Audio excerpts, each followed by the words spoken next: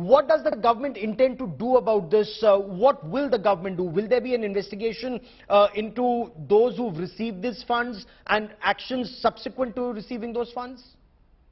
Well, let me not speak on behalf of the government, but as a member of the BJP, I can certainly tell you that this is a party which is committed to the development and the growth of India. You can see the high regard in which India is being held today as a result of the kind of leadership that Prime Minister Modi has provided India. We have turned from a country that used to beg help from other nations to one that now provides help to hundreds of other nations, for example, during the pandemic and economic support after the pandemic.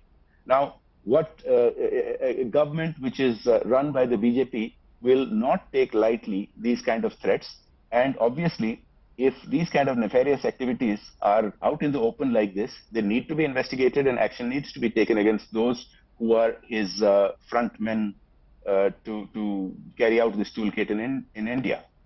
So is this just a George Soros, or do you see a wider foreign hand? Because while you know, India is the mother of democracy, this is India's G20 presidency, you have a lot of criticism coming your way, whether it's action that's taken against a foreign broadcasting corporation in our country, or others like George Soros claiming that action on Modi or weakening of Modi will actually lead to what he calls is revival of democracy. Like I said, George Soros talking about reviving democracy is like Dawood Ibrahim talking of reviving law and order. Do take a look at his track record. But in answer to your question, of course there is a nexus. The BBC, you know, the BBC hit job. It's not a documentary in any sense of the word. It's a documentary would have cited the evidence on the other side. A documentary would have cited evidence that when the then Chief Minister of Gujarat, Prime Minister Modi, was asking for support of police and paramilitary personnel from other states, the Congress-run states refused to send him that help. They would have pointed out about the fact that the specious allegations against Modi ji were not just overrun at any one stage of the judicial process, but at every stage. Now, the BBC has long since lost its credibility as a news purveyor. They take funding from China.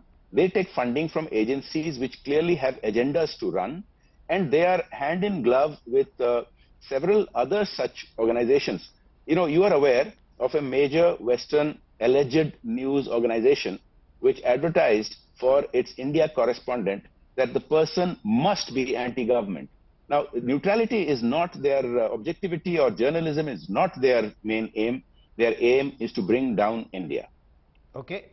Okay, we'll track that story closely. For joining me here, Panda, National Vice President of the Bharatiya Janata Party, many thanks.